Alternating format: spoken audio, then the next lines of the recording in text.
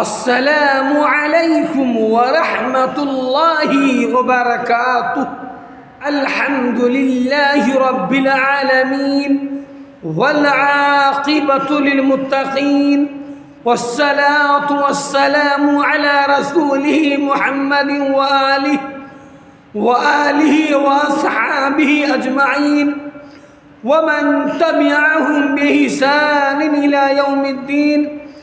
اما بعد، معزز ناظرین، سامعین محترم، پیغمبر اسلام جناب محمد الرسول اللہ صلی اللہ علیہ وسلم کی زندگی کے آخری ایام میں نزول وحی کی کثرت اس بات کی علامت تھی کہ اب آپ دنیا سے تشریف لے جانے والے ہیں. قرآن مجید کی تلاوت نیکی ہے. آخری عمر میں اس کا کثرت سے نزول اور تلاوت اس بات کی دلیل ہے.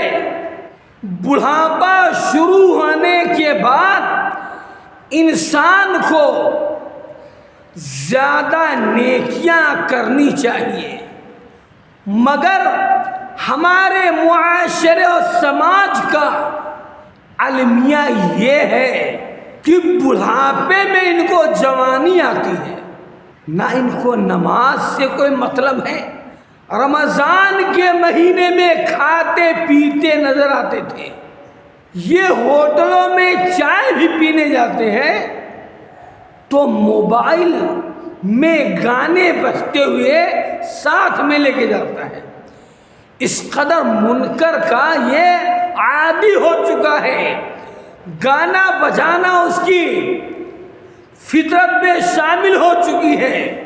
حالانکہ اس آدمی کو رب تعالی کے لیے کثرت سے نمازیں ادا کرنی چاہیے، مسجد سے لگاؤ رکھنا چاہیے، نمازوں کا اہتمام کرنا چاہیے، اللہ سبحانہ و تعالیٰ کی طرف اس کو رجوع ہونا چاہیے. مگر بدماشی کی حد ہوتی ہے.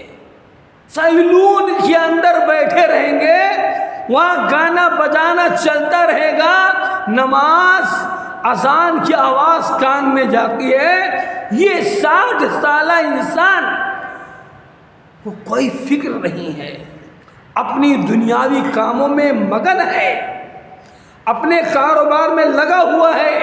تو ہونا چاہیے کہ دنیاوی کاروبار کے ساتھ ساتھ رب تعالیٰ کی عبادت بھی کرتا. مگر ہائے رے بدبختی، ایسے لوگوں کو دنیا ہی دنیا نظر آتی ہے. سامعین محترم، آئیے اسی تعلق سے پیغمبر اسلام جناب محمد الرسول اللہ صلی اللہ علیہ وسلم کی یہ حدیث کو سماعت کرتے ہیں.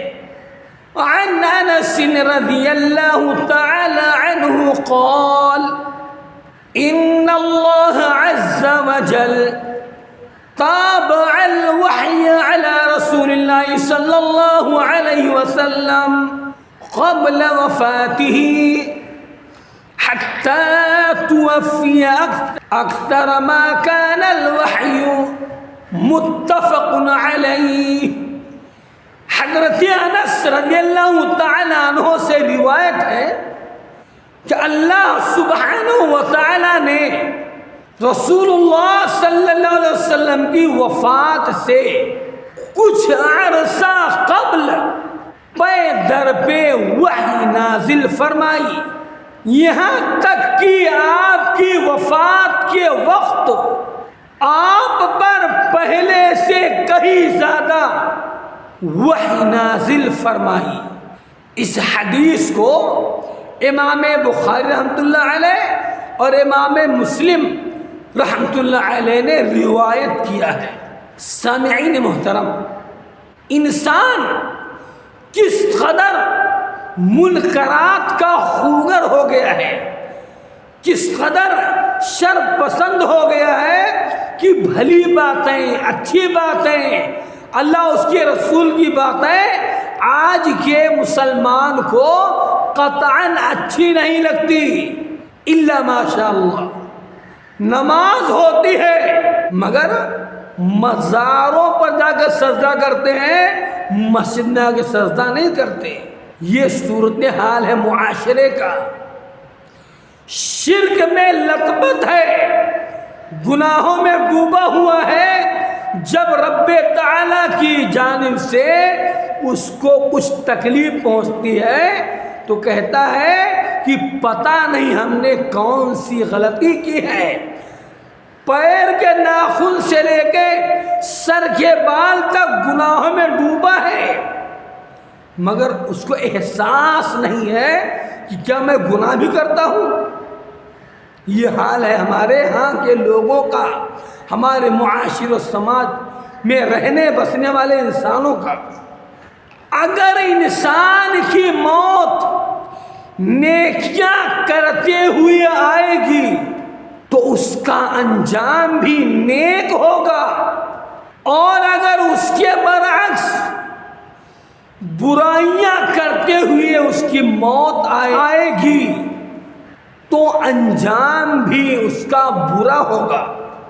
اس لیے انسان کو ہر وقت بالخصوص بڑھاپے اور بیماری میں اللہ سبحانہ و تعالیٰ کی نافرمانیوں سے بچ کر رہنا چاہیے، کیونکہ موت کا کوئی پتہ نہیں ہے کہ کس وقت موت انسان کو اپنے شکنجے میں لے لے۔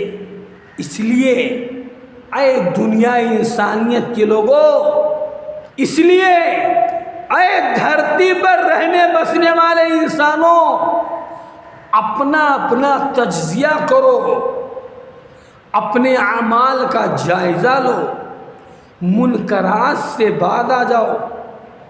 چاہے وہ چائے کا ہوٹل ہو یا سیلون ہو، وہاں پر بیٹھ کے گپے بازی نہ کرو۔ اذان ہو تو مسجد کی طرف آؤ، وہاں پر گپے بازی قطعاً نہ کی جائے، ورنہ رب تعالیٰ کا کب قہر و غضب کا نزول ہو جائے انسان سوچ نہیں سکتا ہے۔ اس لیے میرے عزیزوں، اللہ سے ڈرو، تقوی اختیار کرو، اور آنے والے زندگی کے لیے بعث بعد الموت کے بعد جب ہمارا محاسبہ ہوگا تو کہیں شرمندگی نہ اٹھانی پڑے۔ آئیے اسی تعلق سے یہ ایک حدیث پیغمبر اسلام جناب محمد الرسول اللہ صلی اللہ علیہ وسلم کی سماعت کرتے ہیں۔ عن جابر رضی اللہ تعالی عنہ قال قال النبي صلی اللہ علیہ وسلم يبعث كل عبد على ما مات عليه رواه مسلم۔ حضرت جابر رضی اللہ تعالیٰ عنہ سے روایت ہے کہ پیغمبر اسلام جناب محمد الرسول اللہ صلی اللہ علیہ وسلم نے ارشاد فرمایا، ہر بندے کو قیامت والے دن اسی حالت میں اٹھایا جائے گا جس میں اسے موت آئی ہوگی۔ اس حدیث کو امام مسلم رحمۃ اللہ علیہ نے روایت کیا ہے۔ سامعین محترم، اب ہمیں اور آپ کو سوچنا ہوگا، کیا آپ نہیں چاہتے کہ آپ کی موت اعمال صالحہ کرتے ہوئے آئے، آپ کی موت قرآن کریم کی تلاوت کرتے ہوئے آئے، آپ کی موت فرض نماز ادا کرتے ہوئے آئے؟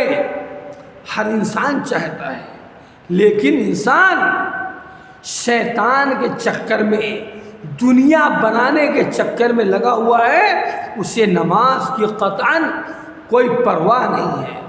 ہاں، تنقید کرنا ہوگا کہ امام صاحب ہر جمعہ کو ایک ہی سورت پڑھتے ہیں، یہ سب باتیں آتی ہیں، مگر گانا سننے والا انسان، قوالیاں سننے والا انسان تنقید کرتا ہے مگر خود کو نماز سے دور رکھتا ہے۔